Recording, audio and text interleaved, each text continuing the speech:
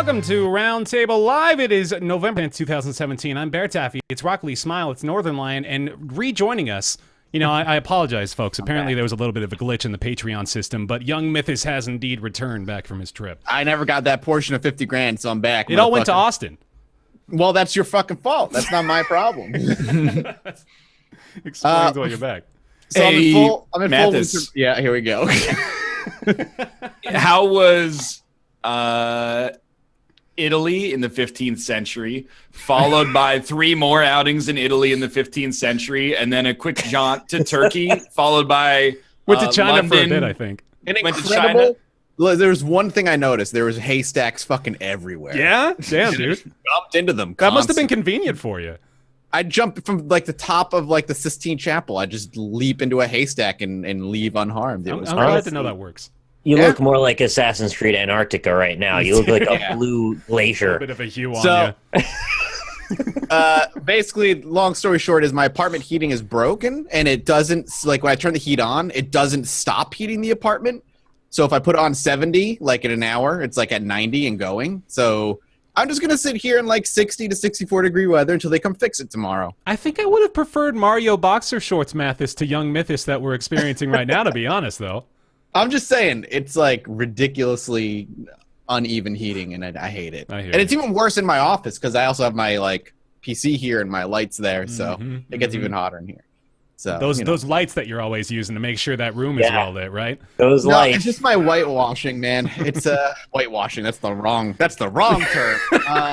White balance is the word I was looking for there. I can fix that. Don't worry. Sweet. All right, hey, welcome back, everybody. We got a new show, new week of happenings in the game industry. Many of them sad, as has been the pattern recently, but we still got some fun stuff to talk about all the same. New games we played as well, so we'll talk about those as well. Mathis has returned from Blizzcon. He's going to give us the insight, what he's learned from his excursion. Some good news coming from there, actually. Telltale Games. I think this has been something, maybe the writing has been on the wall for a while, at least from our perspective, but have indeed experienced massive layoffs. We'll talk about that. EA has acquired Respawn Entertainment, leading studio behind Titanfall. We'll talk about the implications there, as well as some speculation about maybe where that studio is headed. Bossa Studios cans Decksplash, that new skateboarding Splatoon kind of hybrid experience, after their Lukewarm open beta, so we'll talk about the implications there. MiiVerse is gone. Finito, kaput. We'll talk about some games here as well. Eponymous. Oh, we're all going hoodies? Damn it. Okay. This is the third game in Assassin's Creed Brotherhood. Oh, right, yes. Right. How did you get the blue hue so fast? It was like you had that ready, and all of a sudden he's exactly oh, there we go. He turned the light off.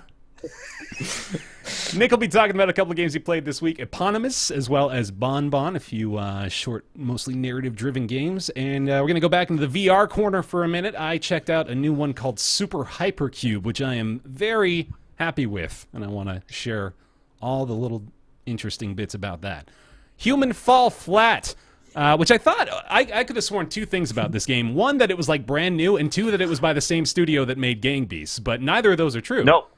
It's old and also different developer. It's very good, though. Like the best game in the world. Wow, damn, that's high praise. Probably. All right. Yeah. We'll talk about that. Hand of Fate 2. A sequel that a few folks, I think, were excited about, looking for maybe some improvements to the previous game's issues, and it sounds like, for the most part, we've got some good results there. And then, rounding out the docket at the end of the day here, we'll be talking about Call of Duty, of all things. That's right, we actually played one. World War II. Seemed like an appropriate time to jump back in. Yeah, never mind. All right, let's start it off. Young Mithis, hit us up. Yeah. What'd you learn at BlizzCon, buddy? A few things. One, I probably would have loved BlizzCon when I was like in the throes of WoW back like 7 years ago. 2, it's a 2-day convention is really weird. It feels simultaneously way too short, but at the same time with Blizzard, way too long. Because you can see everything in a day. Yeah. Easily. Well, like, you've only got, 6 games total, right? That you're really interested in, if you're counting Diablo. Day 1, Day 1 is like announcement day, and day 2 is esports day, is kind of how The announcements, I don't know if anybody gives a shit here on the podcast at the very least about the announcements that were made. Obviously, StarCraft 2 is going free to play with Wings of Liberty being included in that, which is great. I think StarCraft 2 is still a phenomenal RTS. And I also learned there's still over like 1 million players a month that play that game. Yeah, that's really surprising to me. Like, it's still going strong, even though there's really like nothing ever said about it anymore. They're just operating in the shadows, all those people. Yeah, I thought the game was a lot less popular than that, but I'm glad that it's still that popular. It was really cool to see like the huge main stage for StarCraft 2. They had like the banners of everybody who's won the WCS of every year from 2011 on, and every single one of them is Korean. Not a single one of them is from not Korean at all. But that's great. I think StarCraft could use that injection of free-to-play players to bolster its more non-arcade online. Which is, I know, where they really do need the help. What was adorable was the Diablo 3 booth. It was 9 computers, and like I said, I think there was like one guy working the place. It was like Blizzard's like bastard child, completely forgotten and shoved into a corner. Like, yeah, it's like a fucking annex building across the street or something. Yeah. Well, that was another cool thing about BlizzCon is they actually had 2 brand new wings to work with, and one entire building was dedicated to Overwatch. Did they call them the Wings of Liberty? They did not. StarCraft is not that popular. But an entire building was dedicated to Overwatch and its stage and everything else. And then an entire area of the convention center was dressed up, if you played World of Warcraft, as the Dark Moon Fair, which is the in-game like carnival in World of Warcraft, which is really cool. That's neat. Other announcements, which are big, at least for me, being a WoW player on and off, is obviously Battle for Azeroth expansion was announced, which is pitting the Alliance and the Horde versus one another again. No world-ending threat is coming to destroy. It's a lot like humanity. You know, we all bonded together to fight a giant enemy, and now that they're gone, we want to beat the hell out of each other to own everything. So that's what's going on there in the expansion. There's some cool things. Every race is going to get like a sub-race now. So if you want to be a dwarf, you could be like a dwarf or a dark iron dwarf or these different types of dwarves that overall are the same but get little benefits and look different, which is awesome. 2 new little islands that have been in existence in lore for a while are going to be like put on the map to be fought over. So they're going to be introducing, from what I can tell, like true world PvP where you can go to these islands and fight for them and gain control over them and give your alliance or the horde like benefits or whatever for whatever you get. They haven't given too much detail outside of the fact they're going to be fighting for them, but that's kind of cool. And then your typical like questing and leveling to 120 and new world bosses and all kinds of other stuff. But the big thing that I got excited about is they announced Classic WoW servers.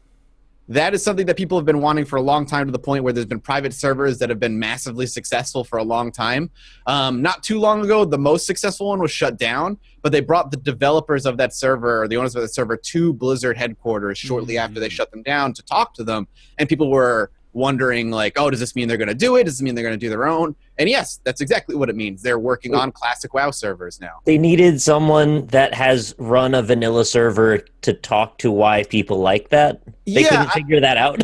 Well, because I had a feeling that when they bring about classic servers officially, it's not going to be 100% classic. Right. I mean, I don't think it's going to be like the old UI and the old graphics. My guess is they're going to maintain some modern polish where the UI is as nice as it is now. Yeah. The new graphics are going to be what's used. But, a lot of discussion I was having with people while I was there is like, what about Classic WoW do you actually want? Because when I think back to Classic WoW and 40-man raids, I don't really remember enjoying Molten Core for 8 hours, grinding for gear as an Alliance member, and seeing Shaman gear drop. And at that time, Shamans were not a class you could play as the Alliance. So you'd waste like 8 hours of your night trying to clear an entire raid, only to see one piece of gear drop that wasn't even for your side. Hell yeah, dude. That's my shit right there. You're speaking my language. This sounds wonderful. Yeah. Kind of the point of nostalgia, though. Like, they could just revert the patch back to whatever version it was at the time and just take off the expansion packs. Yeah. And then everybody would go, oh, yeah, this sucks. What we have is better now. I think a lot of what people liked about Classic WoW is the community aspect. And a lot of that, like each server had its own really tight-knit community, and that got taken away when dungeon finders and raid finders were kind of put into the game. And you could literally just sit in a city and just queue up for dungeons and not have to like actually actively talk to anybody and just kind of just grind out dungeons.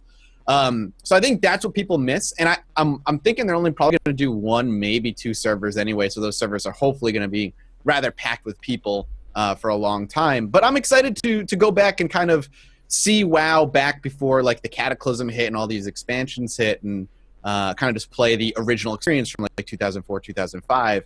I'm also interested to see if they're going to do something like EverQuest, because EverQuest does do like classic servers, and what they do is like they'll do the vanilla launch of the game, and then every 3 to 6 months they release one of the expansion packs and kind of do like a slow progression that way, and then they'll kind of do another server where it starts over again. So that's as far as I understand how it's it like works. Going in a time capsule or something. Yeah, so I wonder if that's what they're going to do, where like every X amount of months they're going to drop like, Burning Crusade and then Wrath of the Lich King and then also all this other stuff to kind of give you that sense of progression, and then maybe do that for however long they want. Yeah. That's not EQ, that's third party. All right, there's some people that do that. That would be ridiculous, because everybody like, well, why would I bother leveling when the new expansion is going to come out? I know exactly what's going to happen. Right. I hope they keep it vanilla and don't really do the expansion thing. Same. But the classic thing is exciting for me, because that was, you'll never obviously get that first day of like playing an MMO experience like you did when you first booted up WoW. But there's sell me my nostalgia, man. I mean, they're not going to sell it as a separate thing. It's just going to come with WoW, so it's not like they're selling it to you. But I'm excited for that. I think that's a really good addition. I think people really want it. And I'm excited to see how they implement it. I'm more curious to see what modern implementations they end up keeping, and if that pisses people off or not. Yeah. Because hearing developers talk about it, they're like, we're going to keep some of the more modern stuff because we don't want, people don't want lag like there was back in 2004. It's like, maybe there are some people out there who think that's part of the classic experience, but that's not something we're going to be bringing over. So that's cool. I'm excited for that. Nick, to tack on to what you were saying too, I kind of, this is maybe my optimism showing, but I feel like usually in circumstances like that, like especially where they had to shut down the private servers that the dude was running, I interpret it as like Blizzard is trying to garner some goodwill in the community by doing something like that. It's like an olive branch, like we got to shut this down, but we at the same time want to encourage your enthusiasm for it and perhaps even utilize it for our project, Maybe it's just the cynical side of me that's like, well, you're that out of touch with your fandom that you don't understand why people even wanted this at all. Like with Blizzard, I mean, come on, it's Blizzard. Like Well, I don't even honestly believe that they're that out of touch. It just seems weird, is all it is. Yeah. I mean, Ryan's officially asleep now. Yeah, WoW talk, not something Ryan was ever part of. I played a lot of WoW, so this is actually interesting to me. Yeah, I'm excited. I have a feeling they pulled them in to just maybe pull metrics of like, what did people like the most, or what were people doing the most on these servers, and maybe kind of cater the development towards that thing.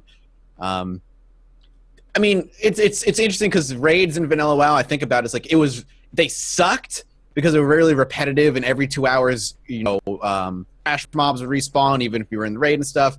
But at the same time, I remember having some of my best nights doing those raids because hanging out with, my friends in my guild was also really enjoyable. So it was kind of a give and a take. I think it'll be a lot of people just looking to reform those old memories, man. Yeah. Yeah. Anything else? Other than that, new Overwatch hero and 2 new Heroes of the Storms heroes. The Overwatch hero looks incredible. I'm so hyped. Yeah, she runs like an anime character, which is awesome. Like a Naruto. And she's Irish and she has lasers. Yes, that dope. is true. That's all the things I want in a person. It's a girlfriend. That's why you're with Lynn. Yeah, exactly. Yeah. And the only other cool thing about Heroes of the Storm that I walked away from as someone who plays Heroes of the Storm casually is that matchmaking is going to be based on your personal skill and not your wins and losses. So might get Ryan back into it. Well, yeah, I'm just happy that the game is going to try and be like, okay, this is how well you did this game. This is like the MMR we're going to give you personally, not be like, you lost minus 10 MMR, or you won plus 10, or something generic like that. So that's cool. Other than that, though, I mean, that's it. That was no new games or anything like that, and not too. It was enjoyable. What do you think the next Blizzard game is going to be? Oh, Destiny 2. It's in the Blizzard launcher. Right. It's going to be out soon. Technically, I guess. It's a joke. I don't know, man. I don't know what they're going to go, because, I mean, WoW is still churning out millions for them. They still have millions of players. They're kind of in a Rockstar position right now. Like, not the, metaphorical Rockstar, but literally, like, akin to Rockstar, where they're making so much money from their existing property that they don't really need to work on something new. Yeah, I mean, I try to think. My guess would be a new IP of some sort, if anything. But Overwatch is still really new comparatively to their other properties. So Yeah, it just came out last year. Like, it's still quite fresh. yeah, StarCraft 3, they could stretch that over the next 20 years. Sure.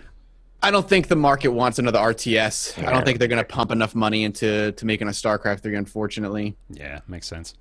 I want to know what Ryan thought about World of Warcraft. Did you ever play it? I never played it at all, but I think I missed the window because I wasn't playing PC games regularly like 10 years ago. And then by the time like I would have been like, hey, maybe I'll play that, there were enough horror stories of like, it ruined my life. And I was like, that's all right.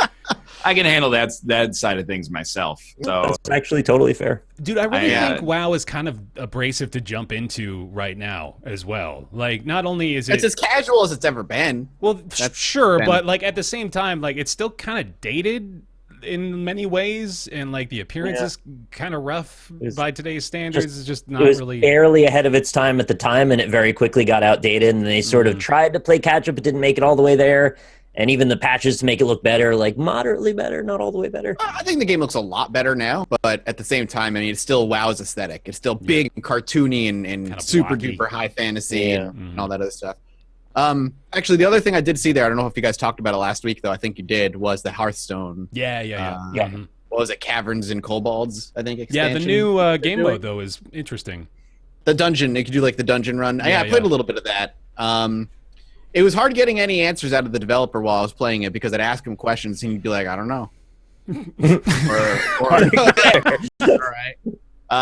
It was just like, basically the questions were like, can somebody use this to play catch up? Because the biggest problem with Hearthstone right now is, much like WoW, I guess, is like jumping in as a new player is fucking impossible. Yeah. Because there's so many expansions, there's so many cards, you need to dump hundreds and hundreds of dollars. The game needs a way to, at the very least, grind out cards. And this seems like a really good way to do that. Mhm. But I was asking, like, is this something that you guys are looking at or like hoping that it's going to be? And the guy literally is like, I don't know.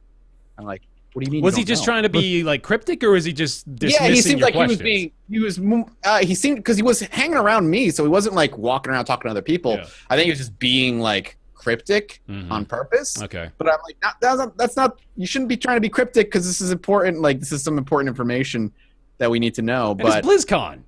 yeah, that's like you, what you the are in a fuck are you privileged for? position standing there. You need to get some insider information. I might argue that he doesn't have to answer the question because the kinds of people that would pay hundreds or thousands of dollars to go to a Blizzard-focused convention might not be concerned about the free-to-play model of Hearthstone specifically. Fair. Maybe. True, but it was cool though. I liked so it'd be like between each boss, you got like a bonus card that would change the way that you would play the next boss. Like there was a card you could pick that gave you like 60 health for like the next fight or whatever. That was cool. But it's still Hearthstone and it's still RNG heavy. And if you like Hearthstone and you are deep into Hearthstone, then you're gonna like Caverns and Kobolds, I think. Cool. All right. Dope. That's Mithis at BlizzCon. Thanks for the report, man. No problem. Yeah, you're a field operative. Mm-hmm. Go on, gather. You gotta cut to me live next time where I got like a microphone. I'm out here at BlizzCon. That would actually be hilarious. Never have the ability to upload the footage from there, though. Like, there'd be no connection. Yeah, we get about four frames per second of young Mithis at BlizzCon. Yep. All right. Telltale Games has restructured, quote unquote, aka laid off 25% of its workforce. This is coming last week. Let me read the statement here saying, our industry has shifted in tremendous ways over the past few years. The realities of the environment we face moving forward demand we evolve, as well reorienting our organization with a focus on delivering fewer, better games with a smaller team, said Telltale Games CEO Pete Hawley. I'll remind y'all, per our topic a couple of weeks ago, that Telltale is actually under new management. Pete Hawley is their new CEO, replacing former CEO Dan Connors. And he is, of course, the former Zynga executive as well. So whatever you want to garner from that. Telltale, this has been a conversation topic we've had on the show quite a few times. Telltale, we've I think, generally felt the writing was on the wall there. They're not really meeting the levels of both sales and quality that they have in previous years. Their workload seems to be just like completely overwhelming. And despite the fact that they had a studio of what seems like 400 people or something like that, they just were not really making the grade for a while there. And now I guess it's come back to bite them. It feels like they probably expanded. I mean, I don't want to say too big too fast because they were probably making hay while the sun was up, you know? Yeah. Like after Wolf Among Us and especially Walking Dead Season 1 were like enormous successes, I'm sure that there was pressure and probably felt like good reason to grow. Mm-hmm. I was also stunned to see that they have 370-something employees, which strikes me as outrageous. And I mean, Telltale, their offices are based in San Francisco, so obviously paying people there is expensive, and the real estate is crazy. So it costs a lot of money to make games, and it's funny because I think we would probably assume that Telltale games probably cost like the least to make. No, comparatively for sure, right? Yeah, like they've got to have much lower budgets, which is maybe why they've been able to maintain a staff of 400 people in San Francisco for 5 years. Jesus, I mean, like the engine they use hasn't changed in like fucking since day one. Yeah, definitely. And that's another interesting part of it too, is they say things like Telltale adds that along with its restructuring, it intends to move internal development over to, quote, more proven technologies that will fast track innovation in its core products as it works with new partners to bring its games to new audiences. And I like translate that to layman's terms. We're going to find new properties to create games out of using the same engine and make it even cheaper than it was before. Oh, I was hoping that meant we're going to find other middleware or other software that can help us streamline development and lower costs. Well, perhaps that's true, too. And then maybe they'd be actually shifting over to something that could be, you know, a change in the formula, which is what we've continually iterated as the necessary move for them. But yeah, I don't know. Maybe we're reading into that a little bit too much as well. But we don't have enough context, honestly. Mm-hmm.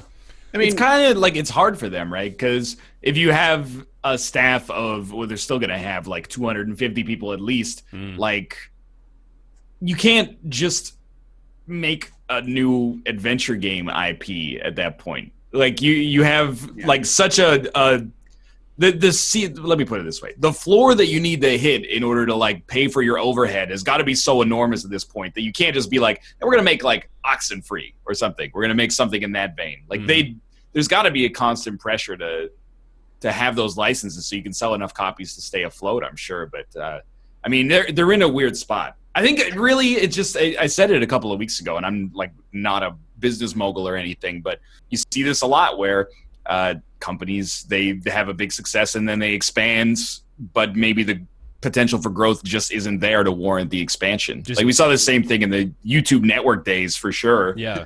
And people like, you know, why does a network need to have like a staff of 700 or something like that working there? But and then they don't reply to your emails. Well, because they have 700,000 partners in their network. That's the reason. You get an email, goes to one and pass it around to 70 other people. It's like nobody's answering it. And then Disney buys you for almost $1 billion after a year, realizes you don't do anything, and then downsizes you down to like 7 people. Not that that's happened to my network. No, that doesn't sound like a specific scenario at all. Where do you go from Game of Thrones? Like if you couldn't make yourself profit from that. I'm going to be so mean to Telltale right now, but like... They're good people, they're talented people. Sure, I'd give them all the caveats in the world. Like, they made great games, but, like, I think their bubble's popping. I think they just blew, like Ryan said, like, I really do think they kind of bit off way more than they can chew here. They found a lot of success early on with The Walking Dead, with Wolf Among Us, with a couple of other games beyond that. And I think Minecraft Story Mode has even done fairly well, too. But, like... I don't know if it's really that sustainable to keep telling other people's stories in your games and not ever really change what you do. Like, the games industry just changes so much. It's so volatile, and everyone's continually trying to come up with the next new hot thing. And if you base a company of 250 plus people around continually doing the same formula, I really don't think it's going to work anymore. I 100% agree. I was just thinking, like, has Telltale ever since Walking Dead Season 1 done anything original? Or has it all been... I think it's all just other properties, right? Like, I think it's all been other properties. I don't think we're wrong about that. Let me double check, though. They've never... And they've been churning them out like a fucking factory since Wolf Among Us, probably. Because like Walking Dead season 1 was a surprise hit for us and for them, I think, and they were like, "Oh my god, this is great." And then Wolf Among Us was a genuinely very, very good game. Yeah. And then after that, they're like, "All right, well, this is what we're gonna do. Let's just fucking license everything and we can." And they just did. And then other companies were like, "Well, if this is successful, let's try our own thing." And we see other companies taking that formula of this Telltale style adventure game and then putting their own twist on it. And I know, Ryan, you just played what the fuck is that other Life is Strange. Life is Strange, which is an original story and had its own engine and had its own twist. Comparing it to a Telltale game, I'm curious what your thoughts are on Life is Strange comparatively. I mean, I haven't played a Telltale game since the first episode of the second season of The Walking Dead. Promise you, as somebody who played Batman, it's the same fucking. Okay, well, I don't know. It's just like I guess where I come from is that Life is Strange is only superficially different from Telltale, but it feels more fresh because it's an original story and it doesn't feel like it's just fan service in the universe of a property. Like I almost feel like Borderlands, Minecraft, Guardians of the Galaxy, Batman, like I have no particular fondness, not that I'm against them, but I have no, like, I'm not a fan necessarily of any of those properties, and I kind of feel like I'm gated from being a part of the game as a result. Like, if I'm not a fan of the Batman property, and I'm not a huge fan of Telltale, then, like, what do I gain from playing a Batman Arkham game at this point? Probably not too much, right? Whereas Life is Strange, at least it was like an original story. It has uneven parts to it, without a doubt, but it brought something new to the table that I think was worth exploring. So I actually wonder, like, if Telltale had decided to tell their own original story, and with no license attached to it, maintaining, like you said, maybe like this is the same formula that they've been using, how much I would enjoy it compared to playing all these other things that are, like you said, they're very fan servicey. That's what they've always really been, with the exception of maybe Walking Dead season 1, because it's hard to fan service a zombie apocalypse without the main characters being there. So just to confirm what we were saying, they have indeed not made a new game or like created a new story independent of what has already existed since. It's The Walking even Dead. like before that, because before that they made Jurassic Park that summer before Walking Dead came out. Back to the Future as well. Back to the Future, They like did, 2010. 4 CSI games and then Sam and Okay, Max. well, Damn, they've really never done anything original. Yeah, it was Wolf Among Us, Walking Dead, Borderlands, Game of Thrones, Minecraft, Walking Dead, Batman, Guardians of the Galaxy. Like, it's just all existing stuff. So it's funny, like my favorite of their games are the games where either fan service doesn't really work, which is Walking Dead, or Wolf Among Us, where I knew nothing of the source material. So it was all like original to me. Yeah. I really do think, like, don't you expect that you would get very excited seeing a trailer for a Telltale game that is like a completely new idea? If you saw the Telltale logo and then just like a cinematic trailer for some weird abstract concept, like I think I would just like immediately I would be play excited it. by I think that. I would try. It completely depends if it looks good. Like I don't. There's not really very much credibility that comes along with the name Telltale anymore. Yeah. Their association to me is we really want to create a genre of IP, TV, movie properties that are like their own storytelling method. Yeah. Their own formula itself doesn't really interest me, which kind of took away some of the meaning behind their name. So they need to reestablish that again if they want to go forward from here. Like they obviously seem to think that the best way to go is we had success with Walking Dead. Let's just do that times 100, and obviously we'll just win the money and then we'll go off into the sun. Right? But like that isn't scalable as a proposition, and they found out that I guess now they have to downsize, unfortunately. Like for better or worse, the way that I see Telltale right now is like the companion app. If you really, really enjoy a movie, then they're like, well, if you liked Thor Ragnarok, why don't you download Thor Wars on Android? And I'm like, I'm not really that into it. That's the way I see Telltale games right now, is like, I watched Guardians of the Galaxy 2. I don't really need to play the Guardians of the Galaxy Telltale games. I don't need to play the Batman games. It just seems like it's like it's there for the hyper fans. Yeah, it's for people that like really enjoy the original source material and are like, this will enrich my experience. Whereas The Walking Dead Season 1 and The Wolf Among Us were very much like, even if you're not a fan of this property, you have to check it out because it's just like really good storytelling. Yeah.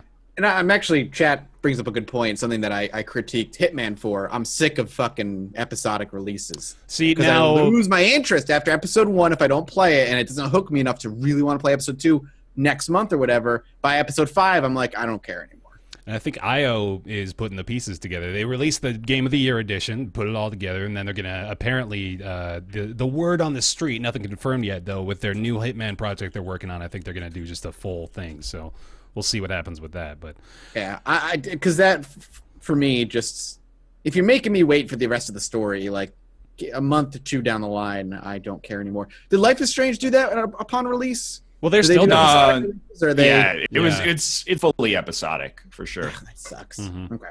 Well, if you just ignore it for 5 years, then all of a sudden it isn't.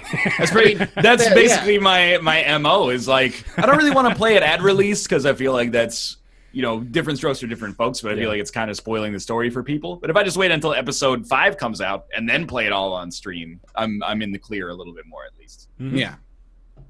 All right, cool. Telltale Games lays off 25% of the workforce. We'll see what comes of that. EA has acquired Respawn Entertainment. This is where you press the circle of life button and music plays. EA announced today an agreement to acquire Respawn, team behind the Titanfall games, led by Vince Zampelli. You may know him as the creative director of the original Modern Warfare. And the deal's worth about $500 million. It's a lot of money. Paid them a bunch of cash to acquire the studio and all of its inhabitants. Going to be working on a new Titanfall game, which is probably not surprising a lot of people. There's also kind of a reading between the lines story here. It's something that we actually didn't mention on the show a couple of weeks ago. But EA shut down... EA shut down Visceral Games a couple of weeks ago. That's the studio behind Battlefield Hardline and the Dead Space series. Apparently, Visceral were working on a new Star Wars game, and that was running into a few hiccups. We got some quotes from EA's Patrick Soderlund in a blog post saying that, quote, "It has become clear that to deliver an experience that players will want to come back to and enjoy for a long time, we needed to pivot the design." So if you kind of put 2 and 2 together here, it's looking like Respawn might have been brought on to maybe help out a little bit with the Star Wars side of things, as well as, of course, the value that Respawn brings inherently. So, interesting stuff. To extend Mathis's metaphor, you can imagine EA holding up baby Simba, in this case Respawn, and then EA's modus operandi is they then spike baby Simba down off Pride Rock into the hole where all the animals tear its carcass apart, aka Visceral Games. So what they're probably going to do is introduce loot crates into Titanfall 3 and destroy the property and then shut them down. Yay! And then Vince Zampella goes off to make Spawn Point Entertainment. Gets bought out 5 years later for millions more dollars. No, he gets spawn killed by Activision as soon as they boot that studio up. They're just like, here, we'll give you $100 million. Just let us have it. I wish that it wasn't like one of the ironclad truths of the gaming industry that whenever EA buys a studio, there's like a 60-month timer until they just die. You're going to get a couple games out of them. It's usually you get one good game, and then the second one they're like, well, he didn't quite hit the fiscal projection, so the next one's going to be like compromised by a design that leads to exploitative microtransactions or something, and then the ambitious new project iced before it ever like sees the light of day. Or the third one's like, you're on thin ice, mister. If this doesn't sell 5 billion copies, basically we shot you in the head already. We're just waiting for the corpse to fall.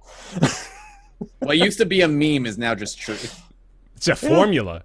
They have a list, like a graveyard of developers they've done this to now. You can look at it. It's long. Yeah. Well, definitely, like, I'm trying to think of the recent one. There's Visceral, obviously. Maxis was a huge one. Westwood, the Call of Duty guys. Pandemic, that's right, after they made the Saboteur. Yeah, Saboteur is kind of a cool game. Dark Age of Camelot guys. Mythic. Oh, Mythic, Actually, yeah. there's a list here. Origin. Bullfrog. Bullfrog, Origin. yeah. They killed Bullfrog? Oh my god, I didn't even know that about them.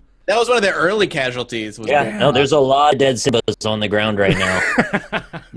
But yeah, after Mass Effect Andromeda, I'm sure BioWare is like begging. Begging for Actually, death? that's possible. I mean, yeah. Sadly. Yeah. Oh, okay. The Skate guys, Black Box Games. It's true. Oh yeah, Killed yeah, by yeah. Just like an actual, like, really, really prestigious history. Sorry, Westwood, the Command and Conquer guys, not the Call of Duty guys. My mistake. That is correct. Westwood. But a really, really prestigious and consistent history of buying studios and then running them Putting into them the ground under. and then shuttering them. Yeah. Yeah.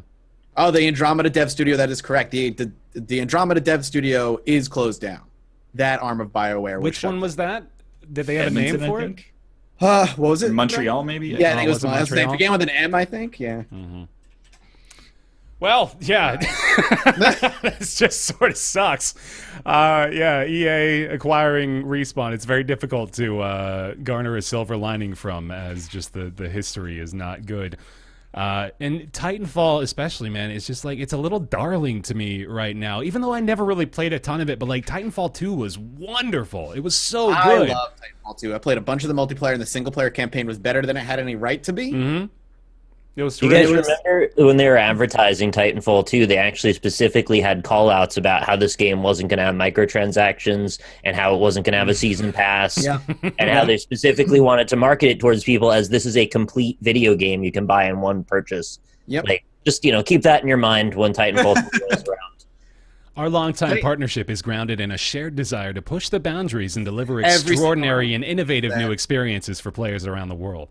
Like 500 million will make you say whatever you fucking Absolutely. Dude, that's As he's like- holding a fucking Madrina's. want. Right, exactly. I begrudge, like, the executive brass of Respawn 0%. Yeah. But there's got to be, like, a little feeling in the back of your head that you're like, maybe the studio won't be killed in a few years, but there's, like, a really good chance that it will be. And you might make out like a bandit, which is good news for you, I guess. But Yeah. you're putting it all on the line. Apparently, EA has been a partner working with them for a few years with Titanfall and Titanfall 2. I Yes. don't know the extent to which that relationship I mean, goes. Titanfall 2 came out on Origin, probably published by EA to some degree. Was it published by EA? Hold on. Yeah, you might want to double check me on Yeah. that one. But I mean, Oh, it the was. thing is, Yeah. Mhm. I do wonder, if I remember reading this, I think a comment on Reddit when I was reading through the article. Someone said, I wonder how Titanfall would have fared if the type of single player campaign that was in the second one was actually in the first one, and the game came out with like a stronger 1-2 punch as opposed to just being a straight multiplayer game. Would they be in this situation of needing to sell the company off? Yeah. I think I'm going to say February 2019 is when we do the roundtable of their closing. No, come on. Give us You think February. 2019? I don't know. I think 2021. at least let them put out Titanfall 3, Yeah, have they a have to year put out or a so, and then after that they can sink. Yeah, okay. But bold prediction would be that I guess the general wisdom is that they're making the Star Wars game, yeah. perhaps that Visceral got canned from. But I would go out on a limb and say that will probably be like a games as a service kind of Oh yeah, it's not gonna be- multiplayer platform, evergreen, Destiny, et cetera, et cetera. which is unfortunate. Or it could be like BioWare, where like the company never truly dies, but all of its creative leaders are gone. So it's Like- a husk. It's like Yeah. a necromorph. So if you think about it, the three founders of BioWare, the three doctors, are all gone. They don't. Three they're not- doctors. Yeah, the doctors. But they left the David company. Tennant, Matt Smith, and Eccleston. Hmm? Yes, my favorite three. I think one of the doctors and one of the BioWare dudes went off and made his own like beer company. Oh, did he? He just I'm done with this. So it could be Respawn could be around 10 years from now, but they are just like Oh, you weren't kidding. They're actual medical doctors. yes, Yeah. Oh, that's cool. That seems like something you'd kill in Bioshock, like the three doctors. Yeah. you Right. gotta get them all. Yeah. Oh man. Well, we'll see what happens. I guess Mm-hmm. Trying to figure out which one you were talking about. the beer one. Yeah, I don't remember Yeah. which one Muzika apparently is an avid poker player who plays in the World Series each year. because he needs more money. Yeah, no kidding. All right, yeah, there we go. It's EA acquires Respawn, and a quick note on EA also shut down Visceral a couple weeks ago, and there's some relations there. Bossa Studios Team behind I Am Bread was working on a new game called Decksplash. I don't know if you heard of it. And if you did, I have bad news for you. It's not going to exist. Bossa Studios also did they do Goat Simulator? Yes. No, it wasn't that. No. They Who did did that? Surgeon Simulator. Oh yeah. Mm-hmm. Okay. Goat Simulator was that Swedish company, They were Coffee Stain. Coffee Stain Okay. Studios. Well, That's Bossa correct. and Coffee Stain together are the reason why early access looks like it does. No, that's Continue. The Decksplash. Yeah, they have canceled their in-development skateboarding game Decksplash. Like I mentioned, it's kind of a combo of like Splatoon and a skating game. The actual cancellation of the game is, disappointing in a story. But I am interested in what they're saying here and perhaps the implications of it moving forward for other developers. So it says here the developer had previously said that they would end production of the game if they didn't reach 100,000 players during their week-long open beta period on Steam, with the reasoning that they needed that level of interest in order to justify the title's online playability. And you can pretty reasonably assume that they didn't get that. It doesn't actually say the number that they did achieve, but apparently it was just not enough to even convince them that moving forward with the development at all was worth it. It says the free week proved what we suspected at the start. Decksplash is a good game. The players who experienced the game liked it, but in the end, there was just not enough of them to guarantee a healthy online community and keep the game's matchmaking alive for the long run. Did I ever get an email about that or anything? I didn't. I know I didn't. I wanted to play it, but I didn't know when it was happening, so I missed it, and therefore now the game is canceled.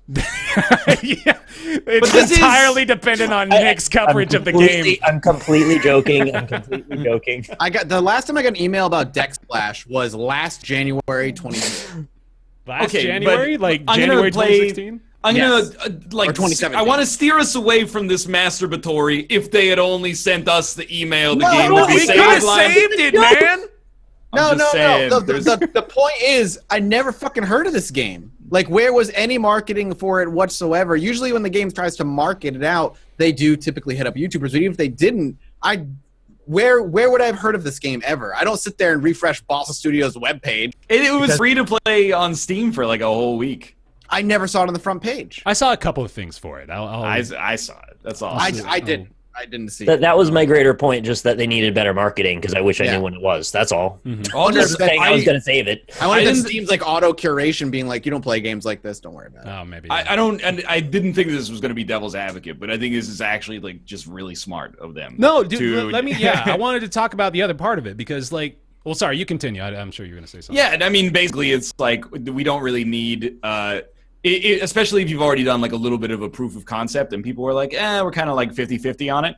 Then don't throw good money after bad. And Lord knows, like the last thing people need on Steam is another like indie game that's multiplayer focused and has like 4 players total. Yeah. On it. That might be good for us in terms of like playing it on Twitch or something like that, but it's probably bad for business. So I think that it's a novel approach to kind of like almost a free Kickstarter to see if your game actually has a reasonable chance to make it out there. And it didn't seem like the audience was there. So, But isn't it completely bottlenecked by your marketing? If people don't know about it, they can't participate in the thing that's going to determine whether it goes forward or not. That's not the game's fault. My personal perspective is that they exposed it to like the entirety of the Steam consumer base. Obviously, not everybody was aware of it, but it's not realistic to think that everybody's going to be aware of it when it comes out either. So, like, I think they took a shot and didn't get the response that they were looking for. Response seemed kind of lukewarm, so they're cutting their losses. Well, let me take that like a step further though, Nick, because do you feel that it would be like reasonable to pay a lot of money to market an open beta for a game that might not even be published if the beta itself is not successful enough? No, but I think you should get more word of mouth out there and make a bigger deal of it. I feel like they didn't make that much of a deal and just kind of went Especially under if the you're rug. only giving it a week to get 100,000. Well, giving the players. beta a week, yeah. Right. Yeah. That's what I'm saying. If you're giving the game 1 week to succeed by a certain metric that you set, you might want to push. Because you're going to want people to at least give honest feedback on it. But again, I'm not saying like, but just because I didn't see it, it doesn't count. But I know I'm not the only one who never heard of this game until fucking today. Yeah. So going back to what Ryan was saying, though, I do genuinely feel that this is like a good move, despite the negative result, of course. Like if we were taking this story from the other perspective, and they were like, hey, they actually successfully had an open beta testing period, and they came forward and were like, yeah, we weren't actually going to make the game unless enough people played it, but now we have this great result, so we're going to keep going. So like if we see more not necessarily failed experiments like this, but more maybe like studios having this conversation, I suppose, like being even willing to say that they had that goal and being willing to say that this was their plan, that they wanted to try to test it out and see if they could make something work with this. Like, I really do feel that this sort of approach is pretty helpful for everybody, you know? Like, despite the fact, again, that this is resulting in a game that will no longer happen. I think the approach is a good idea. I like the idea of like, all right, let's see if we can garner interest in it. But I still am the Nick's side where like the marketing was important. Like you want people to see your game and chat. People in chat like someone was saying like I don't even look at Steam for games anymore. I look at Twitch and YouTube, and I saw no one streaming it and no videos on YouTube for it. And I mean, it's an integral part of marketing your game nowadays, especially if you're just doing a free weekend or a free week of beta. It doesn't cost you any money to just get people in, to get YouTubers, just throw them a code or something, or you Twitch streamers out there just to try the game out or whatever. The fact that that doesn't even seem like it was attempted to get in front of even more eyeballs than what Steam's front page would give you seems like kind of just a weird oversight. There were no articles that I saw on Game Informer, no articles I saw on IGN. Nobody wrote up the game. Where the hell am I supposed to see this game outside of Steam? Which I don't like look at Steam for games. Steam's Where was it? itself. I don't look at Steam anymore. But the thing is, like, I mean, I agree with you that they could have inflated their player count by doing that. But in the end, you can argue that that doesn't do them much of a service. Like, it does help them get some traction. But, okay, Markiplier plays the game, and now they're up to, like, 250,000 concurrent players. That doesn't mean they're going to have a sustainable player base, you know, in 6 months when the game actually comes out. I'm not looking at the wider view here. I'm only looking at it in the context of, is this a viable idea to promote something? I ultimately agree that probably the right call was to cancel it, because games with a small user base that are multiplayer and dependent on that, they ultimately just burn everybody. Yeah. And we've all seen this happen. Even big games end up burning everybody. So how are the little games going to pull it off? The concept might have been fun, but if it doesn't have like just direct peer-to-peer in the online, I don't see the point. It's really just chasing good money after bad. So yeah. No, I agree with you. Just I don't like that concept of how they pushed it is all. I think like it's a bit of a catch-22. I genuinely feel that like you can't really invest a lot of money in marketing this trial run, but they definitely like. Well, there's another part of it too, as I really wonder how cornered into our own mindsets and mentalities we are. I want to see like some information for the modern day about how people really are finding out where new games are, because like I think we're right about Steam kind of just being full of garbage at this point and impossible to wade through. Even if you're like curated things, it's just a big massive list of nonsense. But how many people really are only going to Twitch and YouTube? How many people are going to IGN still, or going to whatever other gaming website to find what they are maybe interested in?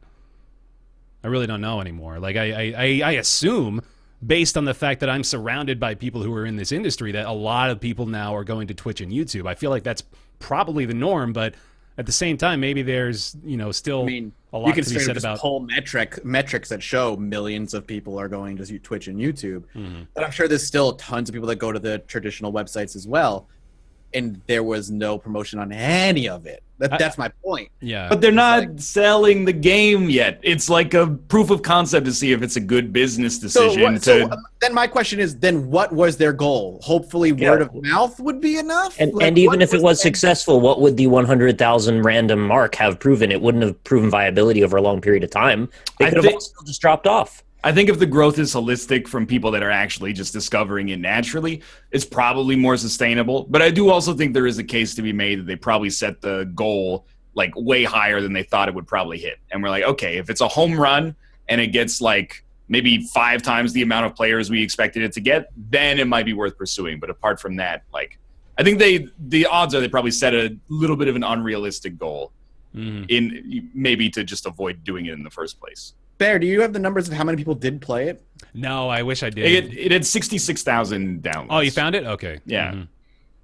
So I mean, They wanted concurrent, or they just wanted downloads? I think they just wanted players. Yeah, like downloads, not concurrent players. Yeah. It's like 100,000 concurrent. That would be absurd. Well, I know. I don't know what their metric Yeah. was. That'd be like Rocket League status. It's weird for me to like, cause I see what you're saying, Ryan, but at the same time, I also then wonder how many games succeed off of word of mouth alone nowadays and don't in some way get pushed by either a traditional media outlet or YouTube or Twitch. And I agree with you. The exception being that most of the time those are products that are for sale, whereas this is a free-to-play thing that if they kept developing it was probably going to cost them tens or hundreds of thousands of dollars. So I do wonder too, like how far into it they really were. Maybe it was just like they were able to make this version of it for relatively cheap, so they figured they'd maybe like give it a chance, and then at least a year, from what I can tell. Because again, the last email I got about it was last January, so at least a year. But that might have just been the announcement for it. Yeah. So I don't know. Well, there you go. No more Decksplash, but yeah, like I mentioned, it's a very interesting approach that they've taken. A lot of transparency here too, which I appreciate that they're willing to discuss the process they took here. So cool. MiiVerse, no more. It's gone. Sorry, guys. I know we're all just achy hearts around the table here for this one, but MiiVerse was really interesting for like a week. did you get some value out of it? It was new and exciting when it came out. I'm like, this is neat. Yeah. And then I cared. Is that the one where they drew meme pictures and then voted them up? Yep. I never used MiiVerse. I don't actually know what it is. Like, people always tell these MiiVerse horror stories is just filled with dicks and swastikas, but I never saw any of that stuff. I only saw, like, wholesome, wonderful drawings every time that I would hop into it. Actually, I didn't see anything terrible in the MiiVerse. Yeah. MiiVerse is no more. They've announced that they will be ending the service. If you were curious, and you probably already knew this, if you were curious, you'll be able to get your entire downloadable post history from Nintendo. However, the service itself no longer exists. It is completely gone as of a couple of days ago. So, rip, I guess. I don't know like where I wanted to take this. MiiVerse was never really all that significant. It was Nintendo's attempt at social media. And maybe like Switch will have some sort of new thing now as a result of this going away. Maybe that's the direction they're headed. Can't you do it in Splatoon 2? Isn't there like there's like an additional little you can draw things in Splatoon 2 in the lobby. Your character will like have it up above their head if they're just sitting there idle. Does this matter at all to anybody really? Like that's gone? Is that a big deal? It's like I think you gotta find the story around the story here. Where like with MiiVerse being shut down, I think there's maybe an indication that Nintendo is looking to create something new for the Switch. Because I don't think they're gonna like give up on the idea of having this social environment for their consoles. Like I think that's still something they maybe see value in, but at the same time, I guess MiiVerse didn't really give them anything, so that could also be. Was it integrated in games in some way? I think a couple. I don't know for well, like Kate's playing that. What's the game that Kate's playing, Ryan? Is it just MiiVerse or something? Or no, that's the fucking name of the system. Miitopia, yeah, that's what it is. Yeah. I think that's not being affected, is it, or is that? It has nothing to do with the MiiVerse. Okay. No. It's just part of the extended Mii universe. Got it. That's. Okay. Well, apparently it's a huge deal to a lot of people. I have no idea why, because I just don't relate to it. That's all. Is chat just full of Bible thumps? Everybody's. No, chat is full of you skipped Battlerite. Oh right, yeah. I also did that. Well, I guess nobody really does care about MiiVerse. All right, fuck it then. Yeah. Battlerite's also free to play. No, that's a story as well. That game is great. That's what I'm hearing. Yeah, I think I'm going to check it out now. This is a perfect excuse. I played probably like 5 or 6 hours of it when it was in beta. Like it's not. I mean, without trying to like be pedantic, it's not going free to play. Like it was always going to be free to play once they exited early access, which is what just happened. So, like anybody who bought into the earlier version of the game is a founder, whatever the heck that means, some kind of in-game currency. I'm sure. Yeah. So I played a little bit last night, but there were like some serious server problems. So I was like, it took like 3 or 4 minutes to get out of a game and then requeue and get into another one. And I was like, for an experience that's 5 or 10 minutes long, most of the time that's it's got too much friction. But apparently the server problems are dealt with today. So it's like good to go. But that is indeed a good game that I think I will not play on YouTube or Twitch because it is not fun to watch for most people. Yeah, people are like another MOBA. It's not a MOBA. There's no laning phases. There's no towers. It's just straight up like arena fighting. Based on the camera perspective, I think, as far as they look at it. Yeah. But if you'll indulge me, it is a MOBA. It's not a MOBA in the sense that it has towers, but like for anybody that's absent the genre, like outside of the bubble, it looks like a MOBA. Do you move your character around with the mouse and you have 4 keys on your keyboard that you can use to cast abilities? Yeah, well, you use WASD to move, but apart from that, yes. Yeah, WASD to move. Your mouse is where your character faces and aims. And it's just pure fighting. There's no minions or any of that garbage. It's like 3v3, arena style. Yeah, best of 5, if I remember correctly. For the most part. Yeah.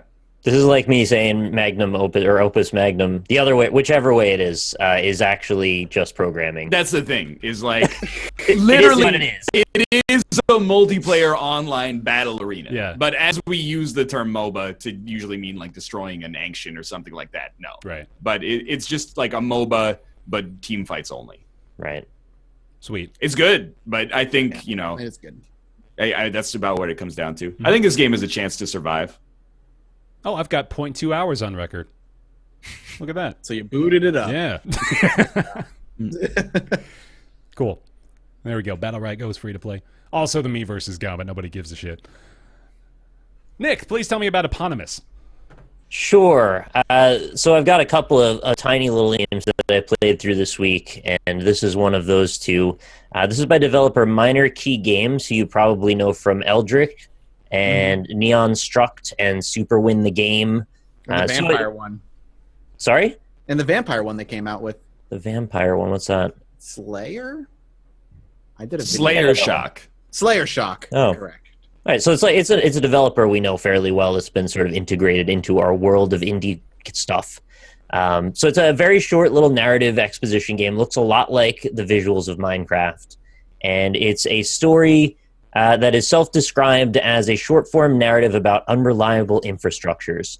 And I don't exactly understand what that means, but it is a bunch of abstract areas kind of lumped together in odd intertwining ways. And it's got sort of a very minor Metroidvania element. And then there's this person over an intercom talking to you, telling you about that you're sort of like in an experiment, but they never make it very clear. And then there's these sort of little stones that want to tell you information, but sometimes the stones are locked. And then you go and you look at certain areas and there's like maybe a demon watching you, but it's like blurred out with a mosaic, so you can't see. It's very unsettling. And that's really my big takeaway from this game is I couldn't really make out much about what the narrative was trying to accomplish. And by the end, it was actually kind of like baffled. But the ambience of it was pretty strong, and I was a little unnerved by a lot of it. The guess that I made toward what the underlying theme is that it was a narrative about criticism and hiding information, where they're trying to selectively enforce what you can look at. And there's pieces of art that are labeled to be by the developer, and then there's other pieces of art that seem to be strewn about in the game world that are censored. And those you're not allowed to look at. So it's sort of just about that information being on display versus the ones that aren't. And I don't understand how to further contextualize it beyond that, but it was a cool little experiment, and it took about maybe 20 minutes to finish. At the end of it, though, I was a little off-put because it felt like it was setting you up for a second run through the game where something would have been different, but it wasn't. So I just kind of wandered around for a really long time and never found anything, and I was like, oh, okay, I guess it's over. So it's about, you said it's about 20 minutes all the way through? Yeah, it was not particularly long, maybe 30. It's not under an hour for sure. Okay. But a lot of just like look for a door, try and find a way under something, realize you can't make it, then find a power-up that lets you jump over it or crawl under it. And then it just takes you through a variety of different environments that are all just very kind of low res, but kind of creepy.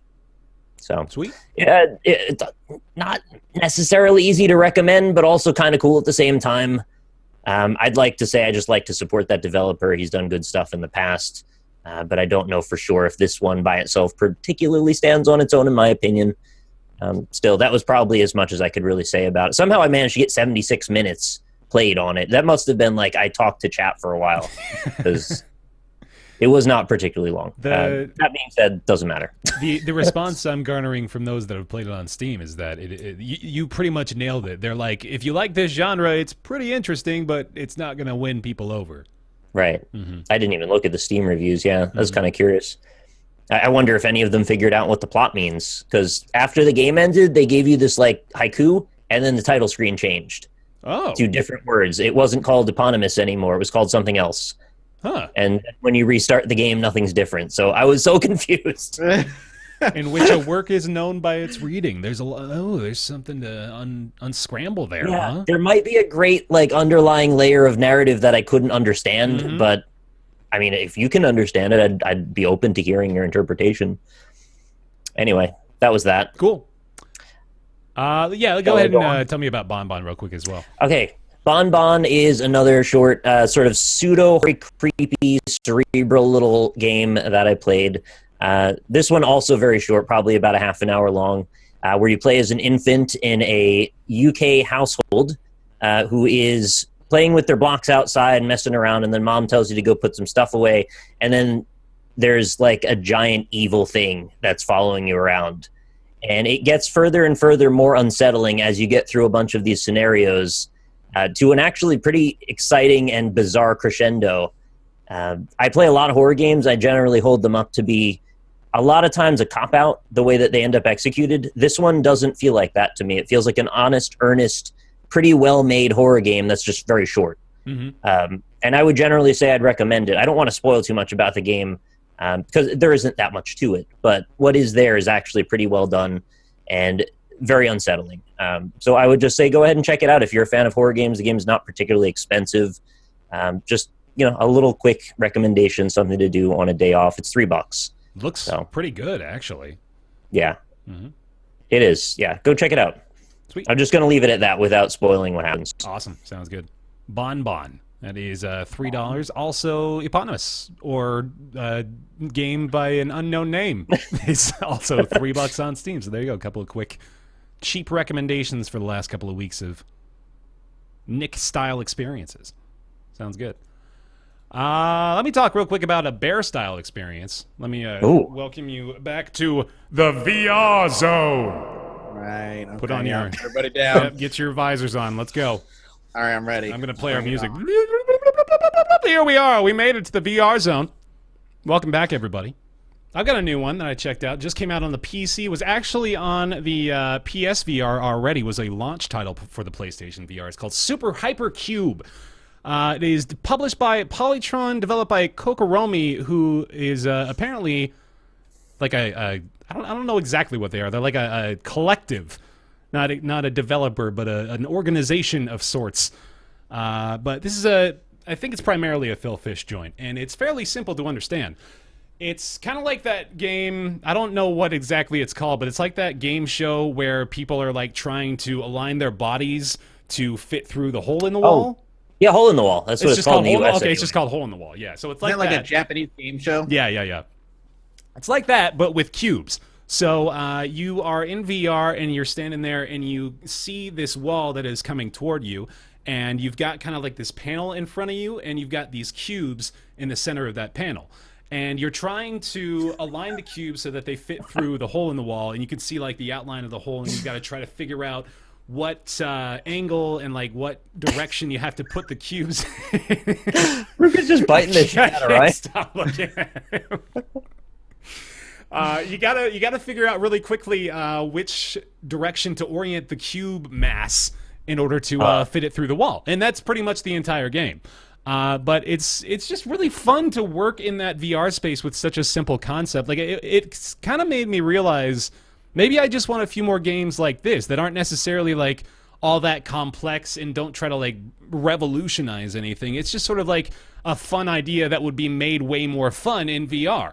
So SUPERHYPERCUBE is just a very simple idea that ends up working pretty damn well in the VR space, because you can like move your head around to like get different angles. You can actually like see the other side of the cubes. You can very quickly the controls become very intuitive, so you're kind of just secondhand or like not secondhand, but you're just sort of subconsciously flipping shit around without even thinking about it as you're like looking around and like trying to figure out the best angles and stuff. So it's really easy to get into. I found myself just continually resetting every time I lost, and that really doesn't happen all that often with VR games. And maybe a part of that too is because with this VR game, I wasn't like sweaty and exhausted after 30 minutes, so that there you go. helps out as well. But yeah, it's just I'm surprised how much I enjoyed it. I think it's one of my favorite VR games that I've played, Super Hypercube. It's just a fun time, a really simple idea, and it's very addicting as well. So yeah, there you go. It's a solid recommendation. $15 just came out on the PC, but it is also available on the PlayStation VR. It's Super Hypercube.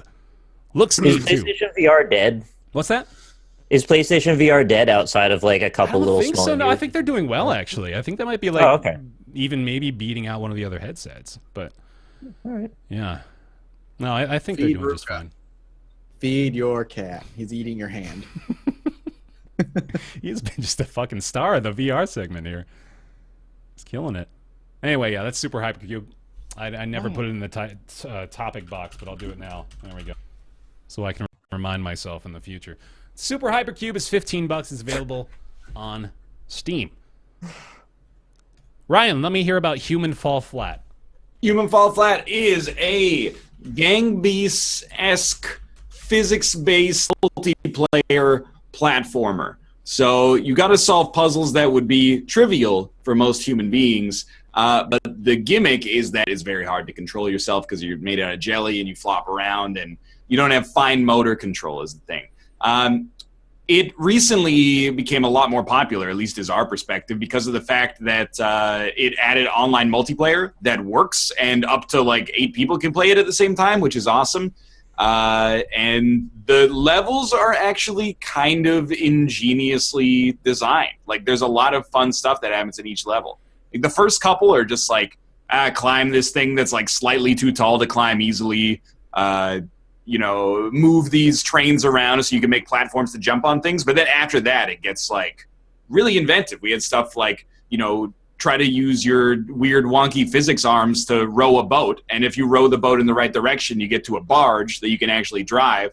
Then you can like drive the barge to a crane and then use the crane to stack up blocks. And like, there's a real sense of scale and kind of like productive novelty that comes through it as well. So I think that I'm extremely happy that they added Human Fall Flat, or added multiplayer to Human Fall Flat online so that we can actually experience it on the NLSS. Mm-hmm. And I would very much recommend it. It's also apparently extremely long. Like we've played 3.5 hours of it or so, and there's a lot more for us to do, is what we've been told at least. That's great. That's really exciting. exciting. I think we're at 2 levels out of 6 done now. Yeah, that's wow. Actually incredible. How long would each level take? That depends how much you faff about in it. Yeah. I think if we were to rush them, maybe 15, 20 minutes. Oh, really? But we kind of have to know what we're doing, and that's part of the battle because there are actually pretty diverse goals and objectives in each level that you got to kind of parse out what's possible. But once you've known it, like getting over it style, I think you could knock it out much, much faster. I really love how they reward creativity and just playfulness in the game. I don't know if this would have even been nearly as fun single player. And I think they made a really good call in adding online multiplayer to this. And I'm really happy it works properly on top of it. Because that's like the holy grail of indie games. Rarely do you see that. And then implemented in a game that actually needed it to be done is even a step further. If anything, I'm just anticipating when we're done with however many levels there are, I'm just going to want more. Yeah. So if they could add some Steam Workshop and get some pretty ingenious worlds out there, I'd be super on board, or I'd be in there making them, because there are infinite possibilities with this concept. And it seems like they've got enough integrated into this engine that you can mess around with physics and materials in a fun way that I feel like they haven't even hardly begun to scratch the surface with yet. Yeah, it seems like this game is just screaming for community workshop support. Like it would be. It's 3D Little Big Planet, essentially. Yeah. They could go in that direction.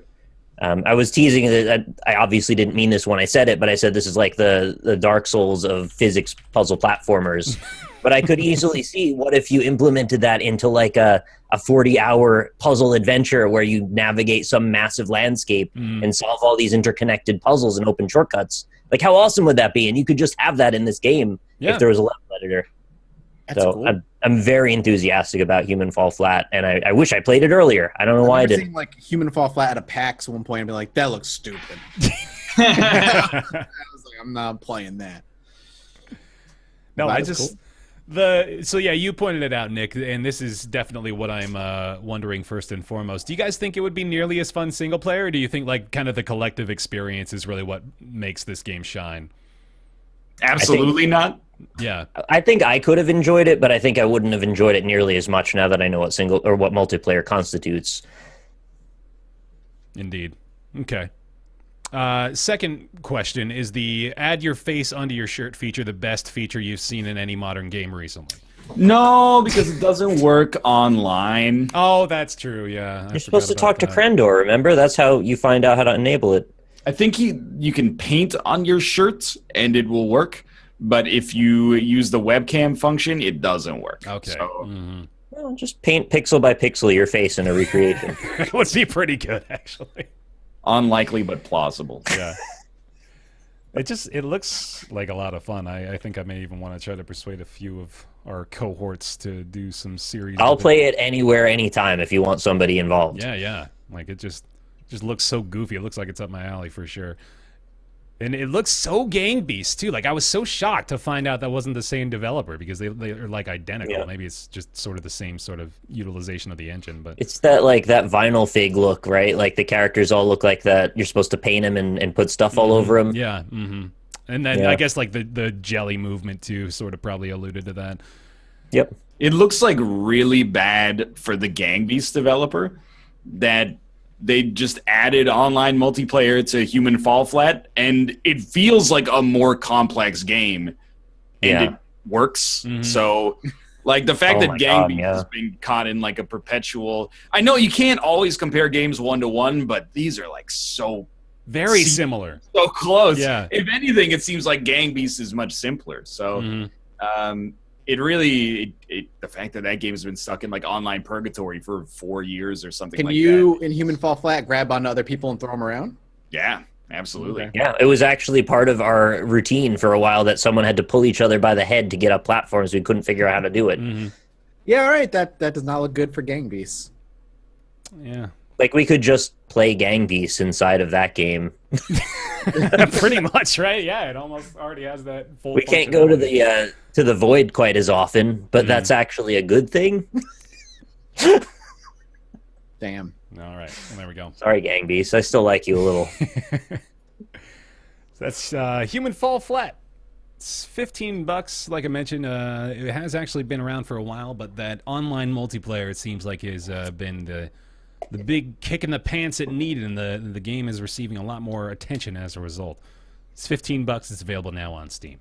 Is your cat just hungry? It's Or just hungry what for he's- loving. Something. It's just what he's like at all times. Really? Really? Wow. Pretty much 100% of the time, this cat is like this. He's like, love me, love me, He's love very me. inquisitive. He wants attention. Because to be engaged. because Tomo is literally just an object, so he has Oh, double the attention span. be nice to Tomo. Mathis, tell me about Hand of Fate 2. Hand of Fate 2 is the sequel to Hand of Fate 1. It's Whoa. a building, kind of choose your own adventure with a little bit of real-time combat thrown into it. So basically you're in a like a cart with a dealer, and he'll basically deal you cards that operate as a dungeon on a table, and you'll go from card to card. And each card that flips over will determine the encounter that you're going to have at that particular point, or a choice that you have to make at this particular point. And whether you succeed or fail will determine whether you get any rewards or just take damage, use up resources, or lose a little bit of health. If you played Hand of Fate 1, then it's basically Hand of Fate 1, but every aspect of it is improved in some way. And that's the easiest way to describe it. There's no big, like, game-changing changes, I guess, made to the game in any way, but everything that was in the first game has been depth and nuance has been added to it, which is awesome. I love it. The dealer is as interesting and as charismatic and as mocking as he was in the first game, and he really is what, in my opinion, made the first game so great. The mechanics themselves are very good. The game, they can't say the game mechanics aren't good, but something about him as kind of like, I think I saw one article refer to him as like your personal dungeon master, is so good, and his return is super welcome. A lot of the problems that I had with the first game, or actually the biggest problem I had with the first game, was the combat. Combat in Hand of Fate 1 was Batman Arkham Light. It was your typical rhythm-based, press Y to counter, press B to or A to dodge, and then just get attacks in when you can. It felt clunky, a little unresponsive, and not nearly as smooth as it should be if you're going to put that into the game. I still feel that way about the combat in this game. I've seen people say the combat is better and improved, but while it may be improved, it still feels clunky and semi-unresponsive, and I just sit there going, well, I wish they had done more with the combat. Because every other aspect of the game is deeper and more interesting, but the combat still feels sluggish. It doesn't feel fun. It's hard for me to describe how the combat feels because it functions. That's the thing. Like, the combat functions. It's not unplayable, but I'm playing it, and I'm just like, man, this is just a shittier version of Batman combat, and Batman combat isn't even that difficult in the first place. Batman combat, like, I feel like we refer to it as though it's really great, but I don't think it's all that good. It's just sort of like Batman combat. You just isn't counter all the time. Yeah, but Batman combat isn't deep. What I like about Batman combat is that it's a little brain dead, but it's very it's very rhythm based. Yeah, and you can kind of just fall into a zone. And the challenge in Batman combat isn't not getting hit; it's how big of a chain you can build. Yeah, and you feel like a superhero while you do it, which is kind of, I guess, the point.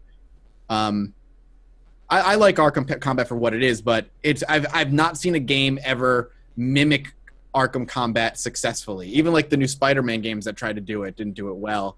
And this kind of falls in that same vein.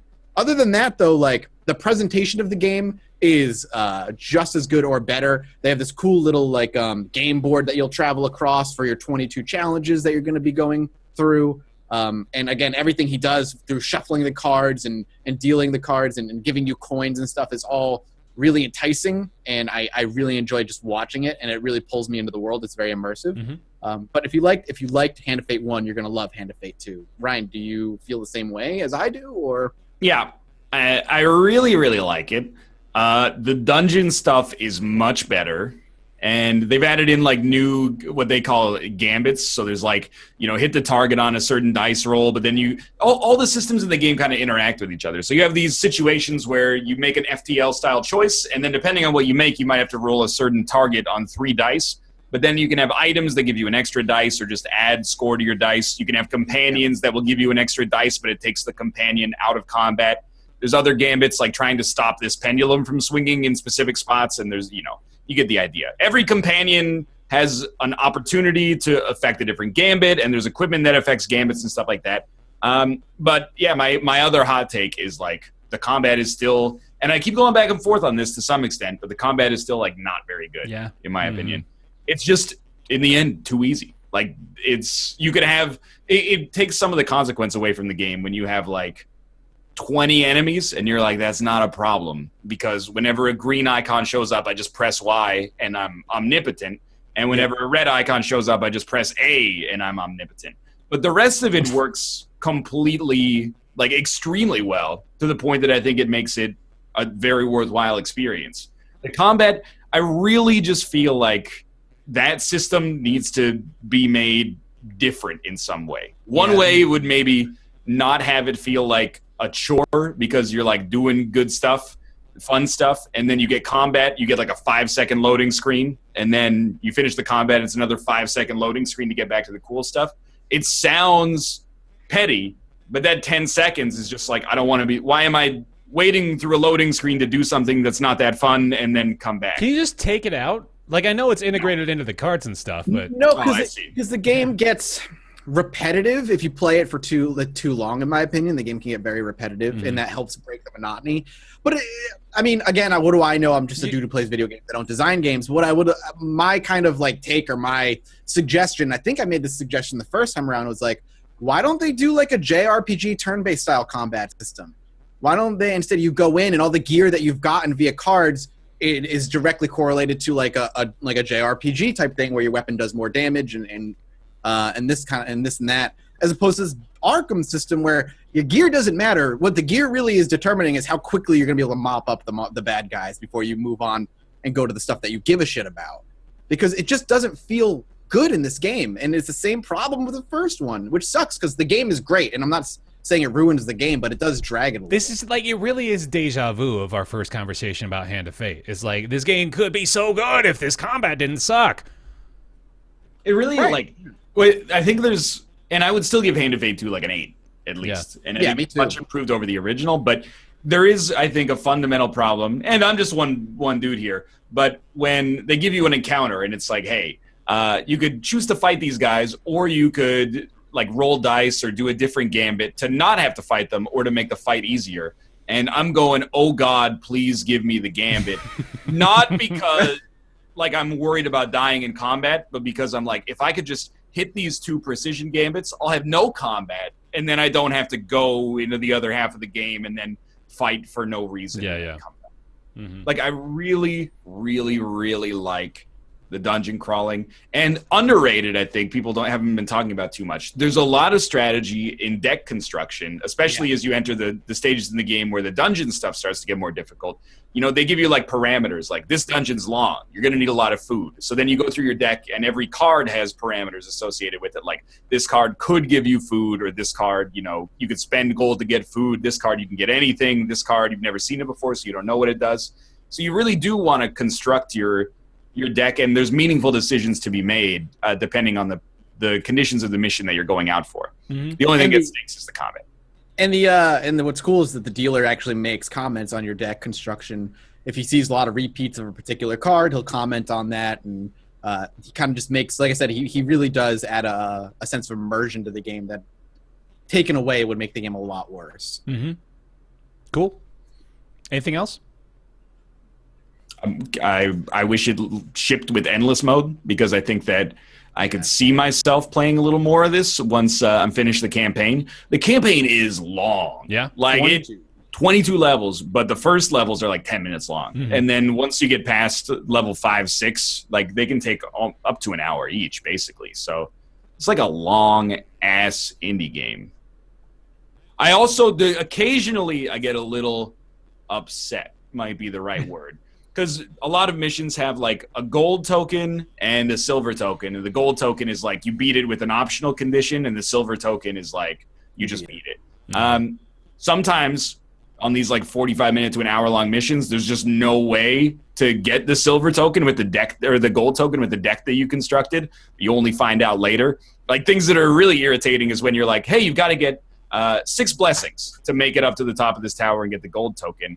And then if you fail like 1 dice gambit, which is essentially entirely RNG, you might be out. Like, you might not have any chance to get it anymore. So that stuff is kind of irritating. But what? Because I haven't messed with it. What does Twitch chat integration do? it's not that transformative. So basically they get the chance to vote on 3 gifts or penalties. So it'll be like plus X food, minus a blessing, plus X gold or something like that. And then after 8 steps on the board, whatever the most people have voted for gets implemented in the game. So, you know. So chat just fucks you every 8 steps. they do, or sometimes what I would try to do, because you can game it a little bit, is lie to them and be like, hey, if you guys vote for this as just a show of appreciation, then I'll do this for you. And then as soon as it got like 1% higher than everything else, I would just go back and forth between 2 cards as quickly as possible and make sure that came to pass, and then they would be like, damn you. You baited.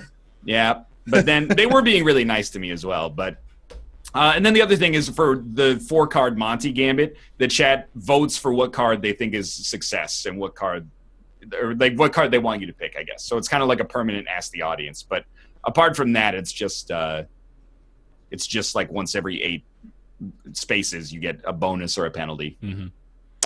This is a weird question. How's the soundtrack? It's good. Yeah? Yeah, like maybe a step above serviceable, in my opinion. Mm-hmm. Cool. Hand of Fate 2. It is currently on sale for $27. That promotion ends November 14th. Normal price $30. Developed by Defiant. Have they made anything besides Hand of Fate? I don't think so. No, it doesn't look like it. Okay. Well, there you go. They have made like mobile games in the past, I think. I think Hand of Fate 1 was like their that was like their double A movement. Yeah. That's like that's a first good couple outings. Yeah, from, like, no, definitely. outside That of- was going to be my point. Like, that's wow, very impressive for your first entries. Still need work though. All right, Nick, tell me all about Call of Duty. Okay. Call of Duty World War II is the sequel to Call of Duty Warfare, is the sequel to Call of Duty Black Ops 3, is the sequel to Call of Duty Advanced Warfare, is the sequel to Call of Duty Ghosts, is the sequel to Call of Duty Black Ops 2, No, keep going. There's more.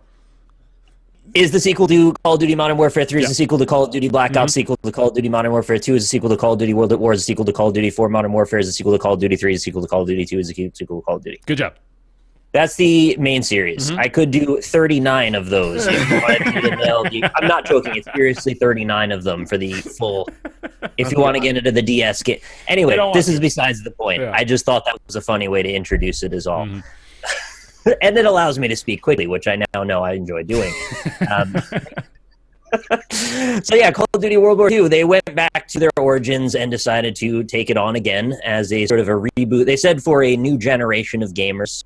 Hey, guess what? I was of the old generation of gamers, so I got to play the original Call of Duty. And then again, when they did it again. But you know what? It's actually pretty good.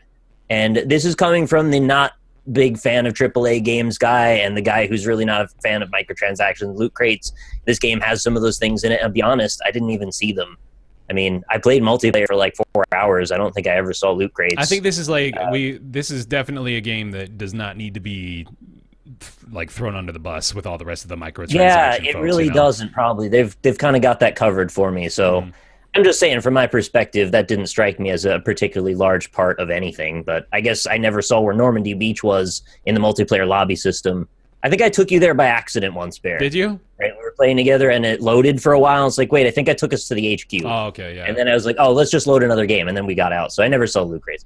Anyway, I was mostly playing it for the single player because I've actually, believe it or not, followed mostly every Call of Duty game single player with a couple exceptions throughout all these years. And I'm always curious about what they do with them because they're pretty much the biggest blockbuster experience, and just like a torrent of cash flows into their visual effects.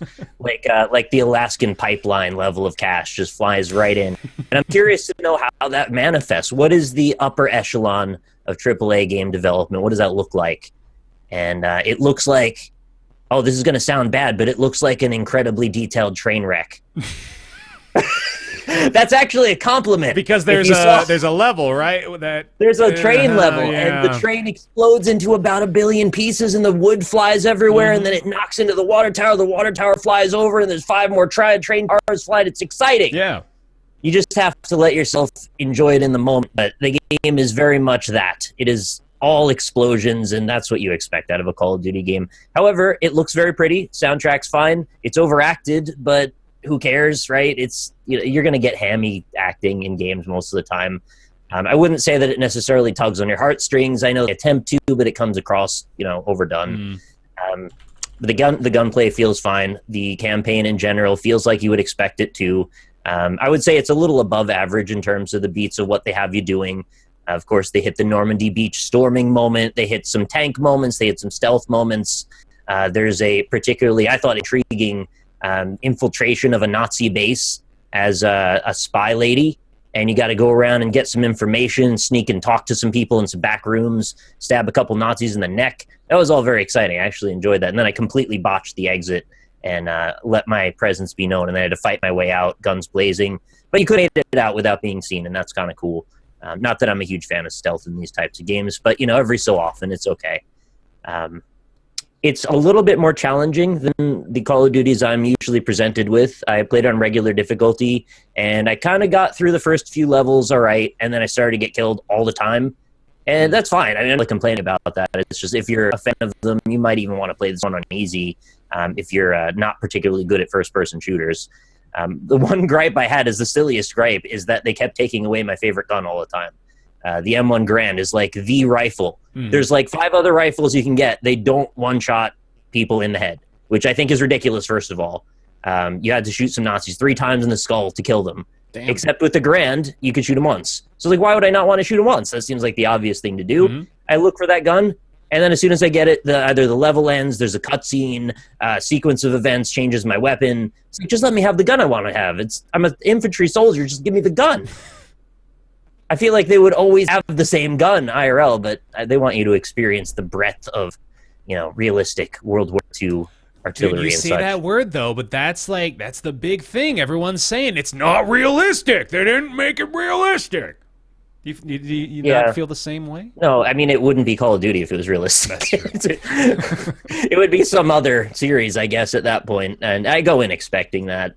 So I wasn't, again, it's a lot of caveats, but I guess since I hadn't played another Call of Duty recently, and especially there haven't been any World War II games recently, this one came across to me anyway as being above average in terms of entertainment value. I haven't finished the campaign, actually. I've got quite a few hours into it now, but I think I'm just passing the halfway point. And I'm having a good time. Probably continue playing it, actually. Chat seemed to be enjoying it. I was enjoying it. Multiplayer wasn't my favorite thing, but that's okay.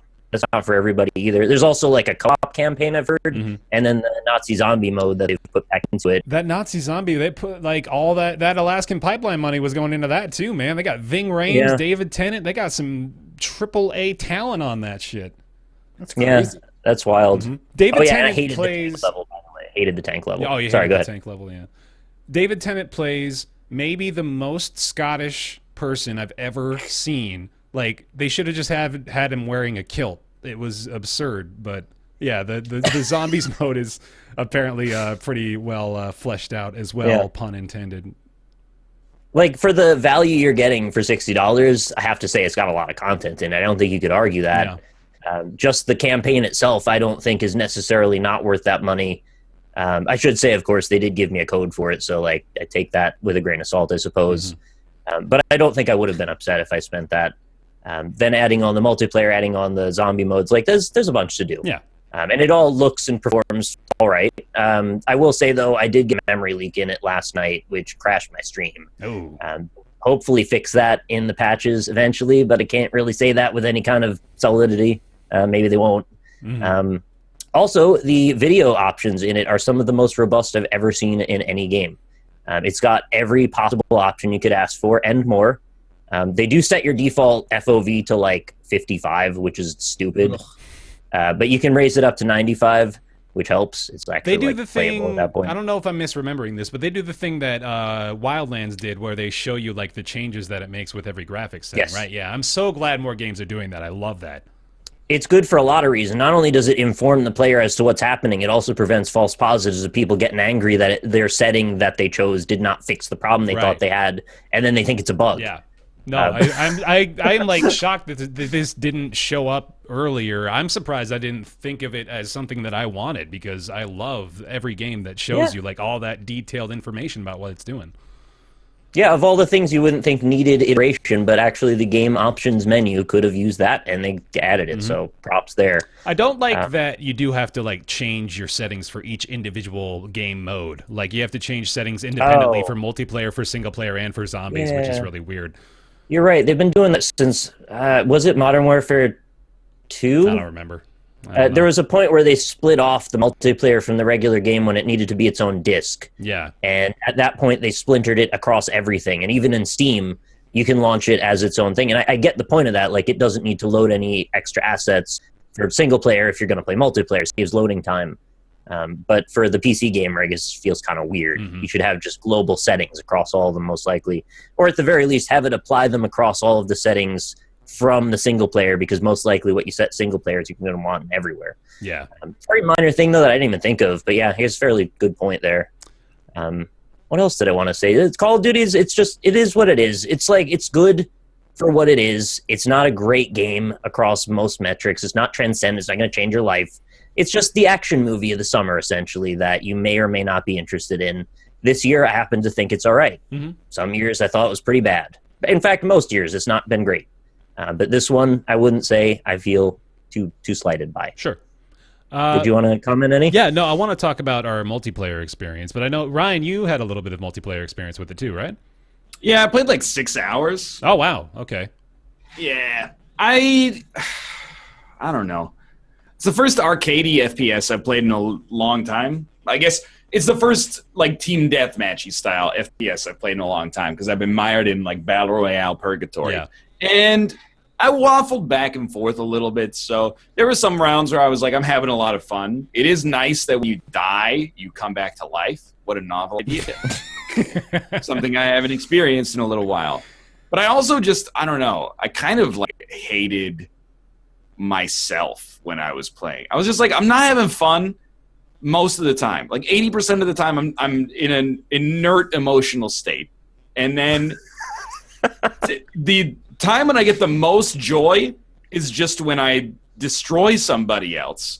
And then the frustration that I get from dying way outweighs that. Mostly because I'm dying a lot more than I'm getting kills. I just, there's something so frustrating for me about running down like a trench and then someone jumps out at full speed and it's like and then they're in the push-up position on the ground on their belly and dead before like I even know what to do about it. And beyond that is also, and I don't think it's like, I don't think the game is doing this wrong, but it's kind of like a rude awakening where like you can be behind cover and still get shot from... Is that server stuff or is that game issue I stuff? believe that essentially what's happening is that on their screen, like, you hadn't made it behind cover yet. Yeah. So the server is like... the arbiter has decided that the bullet has collided with you, but on your screen, you're like, I was fully behind this thing, so how did I get sniped? Right. So yeah, it's mostly just came to, like...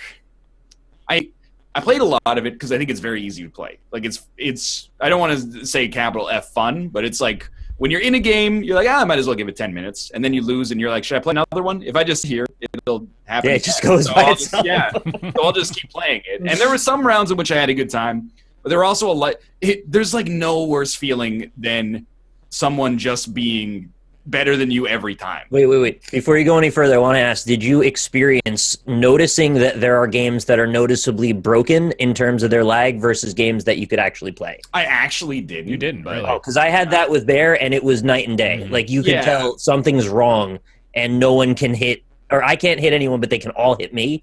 I obviously was in the down position from the lag side, and it was not working out or fun. Yeah. So, Yeah, anyway, sorry, go ahead. No, I mean, I trust you in that one. I just, like... I don't think I experienced it myself, but there's got to be like some kind of axiom where like at a certain degree of incompetence, your lack of skill is indistinguishable from connection problems. Many times that I died, I was like, this is 100% on me. Yeah. So it was reasonably fun. I can't recommend it or not recommend it. I think I found myself having a much better time than I did when I played Ghosts a couple of years ago. And I watched you play that like quiet mission, and I was like, that was reasonably cool. But I can't see myself playing too much more. I wish they took that quiet mission further, honestly. Like, there was this thing where you had your passport, and you had like 3 bits of information you're supposed to remember, and then you'd have to go around and talk to a bunch of officials, and they would, in the course of conversation, ask you a question, and you had to make sure to answer correctly, or they'd know you're a spy. So, like, that was a neat little interchange in a moment that I guess they've probably been integrating in other Call of Duty games, and I probably missed it. So, to me, it's sort of new. And I wish they would go more in that direction. Not that they should completely exclude gunplay. Obviously, that's most of the focus of the game. But those moments kind of make the gunplay stand out more. You know, you need the dark to appreciate the light in that kind of case. So, nice stuff. It's not going to change the world, but it's fun. It's an okay thing. Mm-hmm. Multiplayer is still kind of broken, though.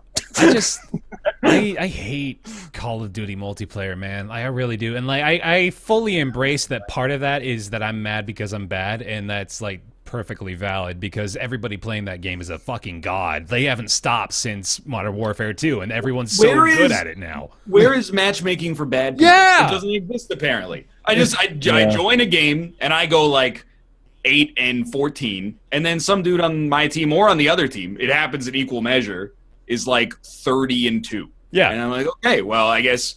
Like, there's 30 players online right now, so that's just, like, you're stuck with it, but... The matchmaking is just a little broken. There were times when our team had the highest was maybe a level 12 person, the other team had 40s and 50s.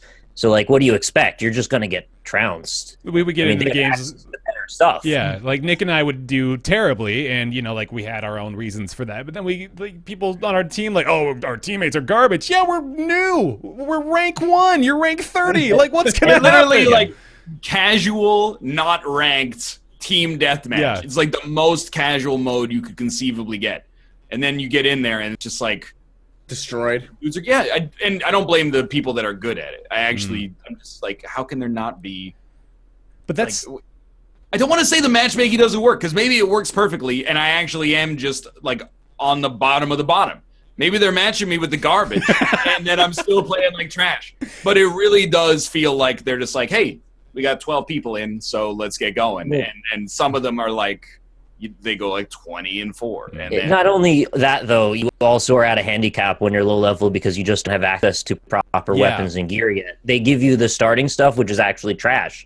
Not until about level 5 to 8 do you start getting some stuff that's workable. Not that that takes very long. Like a couple of hours, you're going to get there, even if you suck. Like they give you points even if you just straight up lose. Mm-hmm. So it could be worse, but at the same time, can we at least get some reasonably good stuff at the start? But I don't want to harp too much on, like, everyone's better than me, so it sucks, you know, because, like, obviously that's not the direction I'm going with it. Like, when I'm playing that game, it feels like I'm playing PUBG, but I'm dying in PUBG 12 times in 5 minutes. Like, that's the feeling I get from dying in Call of Duty. Oh, because people just die that fast. Exactly. It's like you put in, it's not even, like, comparatively like you're putting in a lot before you're getting taken out. It's just like... You don't feel like you're doing anything when you're playing like that. You're just your contribution is to be a bullet sponge for the enemy. And well, it's also like when you die in PUBG to someone who's a god, you're like, I'm never gonna see him again. Yeah. And you died 30 seconds into a 15-minute long team deathmatch game. You're like, this guy's gonna kill me. I better get used to this name. I think you just have to kind of deflect a little bit of that frustration on, well, some of it's my fault, some of it's the server's fault. You have to kind of moderate when it's your fault to the best of your ability. Occasionally, for an experiment, I'll just sit in a corner and wait for someone to pop out and see how often I can headshot them, just to see how the latency is in that particular match. And it tells me a little bit about if I'm really screwing up or if the game's screwing up, and you know, I feel a little better after that. Not that I let myself get particularly salty; it's just the game. Turn it off. Mm-hmm. So yeah, there are little experiments you can put yourself through, I guess, to have more fun with it if you feel like that.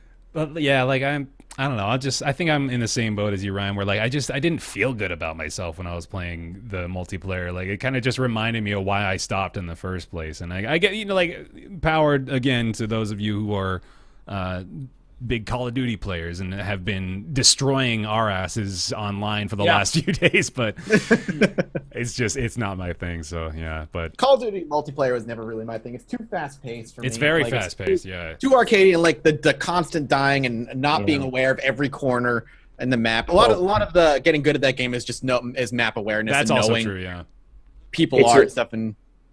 It's a bizarre combination of World War II weapons and this bizarre speed that everyone's moving at. Parkour, almost. Yeah. Leaping and flying and then going prone midair and then diving. Like, that's just how Call of Duty. That's the fucking quintessential Call of Duty shit, man. Somebody dropping from the roof prone on the ground. Like, It's silly, though.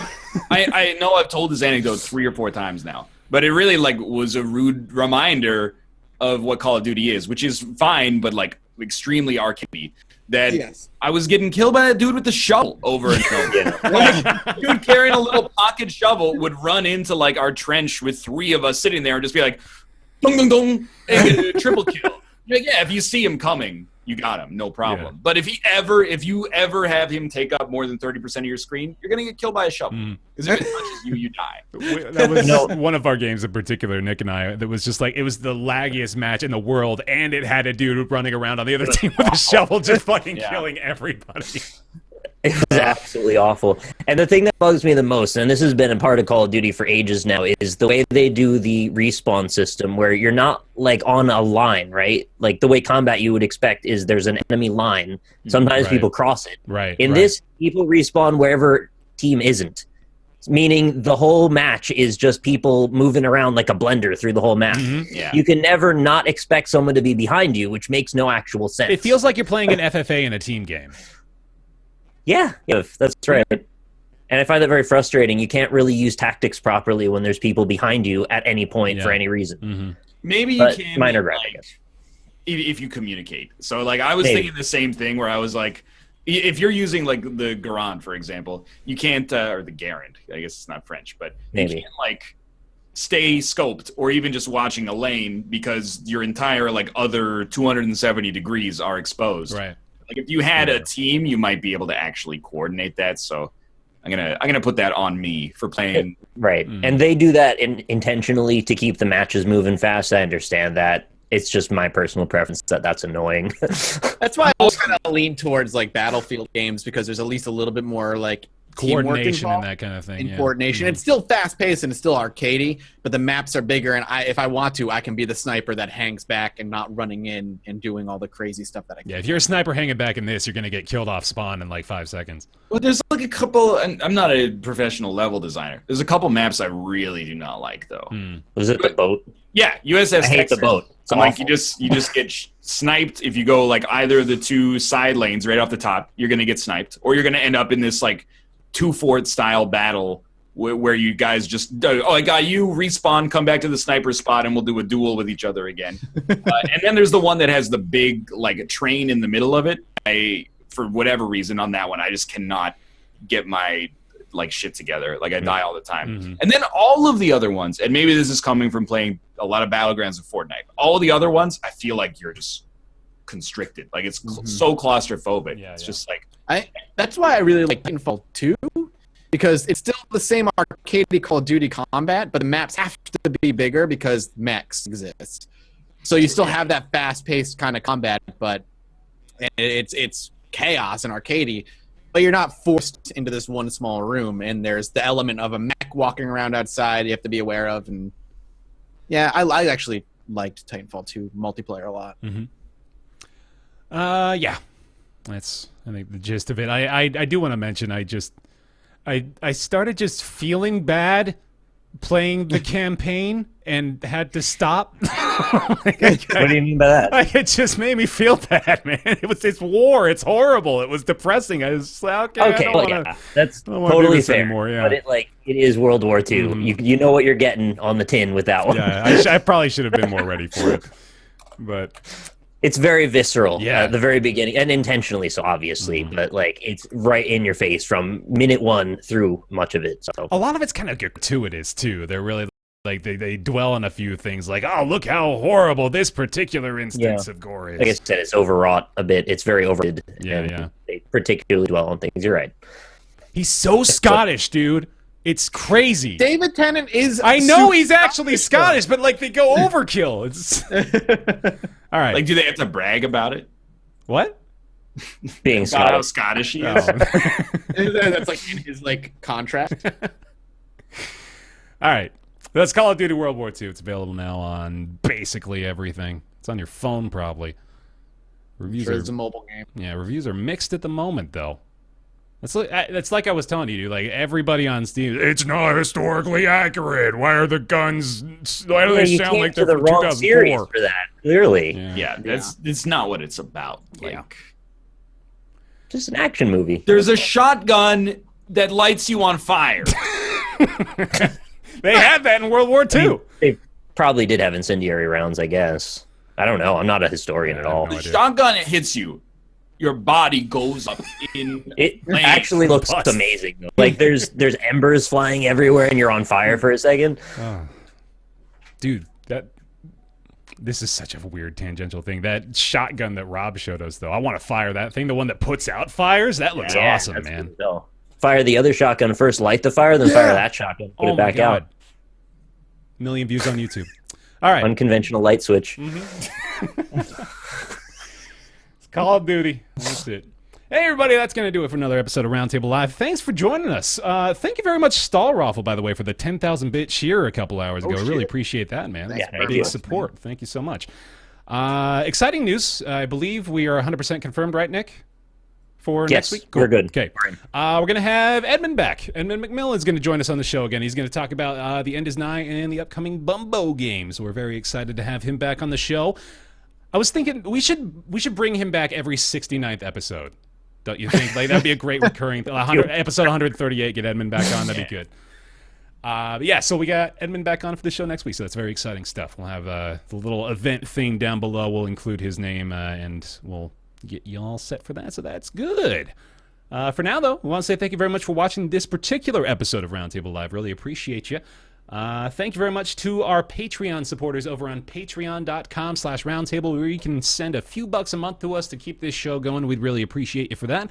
The folks at that $20 tier and above for this show include Julian Avelsgaard, Jonathan Graham, Scrotty119, Sim Murfett, Ricky Grist, Todd Buckley, Cowboy Chemist, Eric Schooley, Stephen Aoki, Metadata Studios, James Peed, Peter Citizen, Ellis Spice, John Kalchik, O. Thomas Games BR, Jakar Sampson with the dance number Coolnar, Sahoa, Joseph Boss, Penn Gillette, Talks to All, Chaos is this donation tax-deductible theorist, Colby Klein, Greenlight, Oren Saltzman, Brizzlebrit, Positron, Mythscara, Mediocrities, Justin, Logan Ray. I thought I saw a new one today. Let me make sure I didn't miss it.